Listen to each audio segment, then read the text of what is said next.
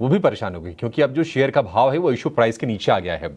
76 रुपये के भाव पर निवेशकों को शेयर अलॉट हुए थे और हमने शेयर को 150 से ऊपर के भाव मिलते हुए देखे, लेकिन उसके बाद से लगातार इसकी पिटाई हो रही है और अब ये 70 रुपये के भी नीचे आज के सत्र में चला आया।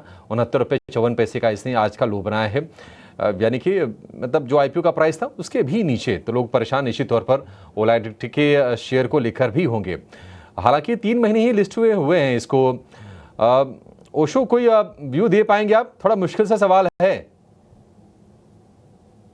जी। देखिए, ओला इलेक्ट्रिक को अभी अगर हम देखें तो टेक्निकल लेवल्स पे ज्यादा सफाई डेटा है नहीं, बट जितना जैसे आपने बताया है कि अपने इशू प्राइस के नीचे आ चुका है। 52 वीक्स अभी कंप्लीट नहीं हुए, बट अपने लाइफ टाइम लोज पे पहुंच चुका है इसका counter. And obviously news driven है, जब तक नेगेटिव न्यूज इसमें कंटिन्यू रहेंगे तब तक हो सकता है कि हमें इसमें कंटिन्यूटी लोअर एंड पे देखने को मिल सकती है।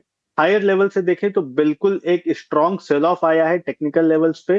तो यहाँ से जब तक एक रिलीफ नहीं मिलता है on the basis of news या फिर यहाँ पे थोड़ा कंसोलिडेशन टेक्निकल चार्ट पे, तब तक बेटर है कि इस काउंटर से साइडलाइंस मेंटेन करके ही रहें।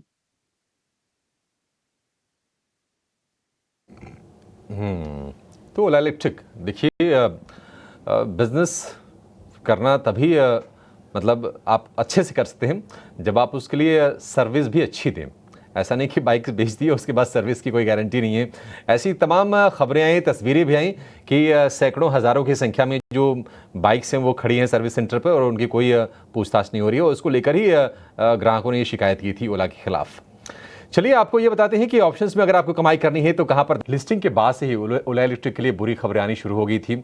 आपको याद होगा कि CCPA यानी कि सेंट्रल कंज्यूमर प्रोटेक्शन अथॉरिटी की तरफ से एक नोटिस भी आया था उनके पास और उसका कोई जवाब भी दिया था ओला ने। लेकिन एक और मुसीबत खड़ी हो गई है, वो क्या है ये बताने के लिए हमारे सहयोगी समीर दीक्षित हमारे साथ जुड़ गए हैं। समीर, बताइए अब क्या प्रॉब्लम है ओला इलेक्ट्रिक के लिए?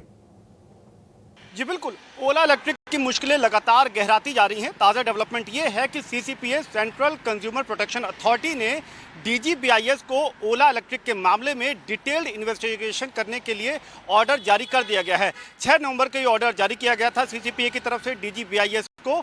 और ओला इलेक्ट्रिक की जो दिक्कतें हैं, यानी कि जो कंप्लेंट कंज्यूमर ने दर्ज कराई हैं, उनको लेकर के ये डिटेल्ड टेक्निकल इन्वेस्टिगेशन करने के लिए कहा गया है। आपको पूरा मामला विस्तार से बता दें। दरअसल 1 सितंबर 2023 से लेकर के 30 अगस्त 2024 तक NCH national consumer helpline platform पर 10,644 कंप्लेनेंट ने शिकायत दर्ज कराई थी ओला इलेक्ट्रिक 2 व्हीलर को लेकर के, जो 2 पहिया इलेक्ट्रिक गाड़ी है। और इन शिकायतों को संज्ञान में लेते हुए सबसे पहले CCPA ने शो कॉज नोटिस जारी किया था ओला इलेक्ट्रिक को और उनको 15 दिन के भीतर जवाब देने के लिए कहा गया था।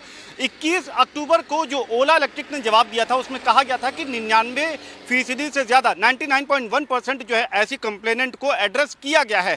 इन आंकड़ों पे जब CCPA को यकीन नहीं हुआ तो उन्होंने ये जो शिकायत करता है इनके एक सैंपल साइज को लिया और उनसे क्रॉस एग्जामिन किया कि क्या उनकी शिकायतें दुरुस्त हुई हैं, उनको एड्रेस किया गया है।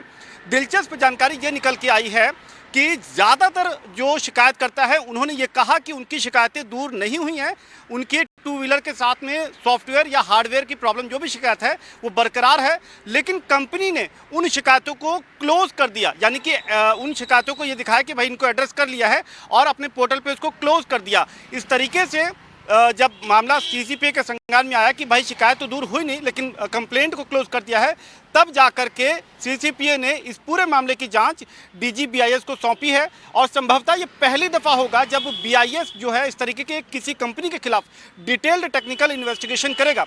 अब आपको बता दें कि 15 दिन के भीतर, माना ही जा रहा है कि सूत्र ये बता रहे हैं कि तकरीबन 15 दिनों में BIS अपनी इन्वेस्टिगेशन रिपोर्ट CCPA को सौंपेगा। प्रक्रिया के तहत ओला इलेक्ट्रिक को एक और मौका मिलेगा कि वो अपना जवाब दें इन्वेस्टिगेशन रिपोर्ट को देखते हुए और उसके बाद आगे की कार्रवाई की जाएगी। लेकिन अगर आप बता दें कि अगर ओला इलेक्ट्रिक के खिलाफ इन्वेस्टिगेशन में रिपोर्ट जो है उनके नकारात्मक रहती है, उनके खिलाफ जाती है, उनका जो जवाब है वो संतोषजनक नहीं होता है, तो बड़ी कार्रवाई ओला इलेक्ट्रिक पे हो सकती है जिसमें गाड़ियों के रिकॉल तक शामिल है। अब आपको बता दें कि जो इन्वेस्टिगेशन होगा उसमें ये निकल कर के आया है कि गाड़ियां बेचना जैसे ही ओला इलेक्ट्रिक ने इसकी शुरुआत करी, आप देखिए कि गाड़ी बिकी नहीं कि खराब होनी शुरू हो गई। यानी कि प्रोडक्ट डेफिशिएंसी और सर्विसेज डेफिशिएंसी, या एक तो आपका प्रोडक्ट बिकते ही तो वो खराब हो रहा है, तो या आपका प्रोडक्ट ठीक नहीं है, इस तरीके के गंभीर आरोप है। दूसरी बात यह है कि अगर प्रोडक्ट खराब हो रहा है और वो ठीक नहीं हो पा रहा है सर्विस सेंटर में, तो आपका सर्विस सेंटर ठीक नहीं है, पूरा इंफ्रास्ट्रक्चर ठीक नहीं है। तो ये दो गंभीर आरोपों को लेकर के deficiency in product and deficiency in services, ये जो दो बड़े एलिगेशंस हैं, इनको लेकर के जांच होगी और उसके बाद देखा जाएगा कि क्या निकल कर के सामने आता है। लेकिन यहाँ पर ये आप मान लीजिए कि ओला इलेक्ट्रिक की मुश्किलें आने वाले वक्त में बढ़ सकती है, गहरा सकती है, अगर इन्वेस्टिगेशन रिपोर्ट उनके खिलाफ जाती है। फिलहाल ओला इलेक्ट्रिक की तरफ से जो जवाब दिया गया था उसको अभी क्रॉस एग्जामिन करने के बाद में ये जो लेटेस्ट डेवलपमेंट है कि एक डिटेल्ड इन्वेस्टिगेशन की का ऑर्डर DGBIS को CCPA की तरफ से जारी किया जा चुका है। जी।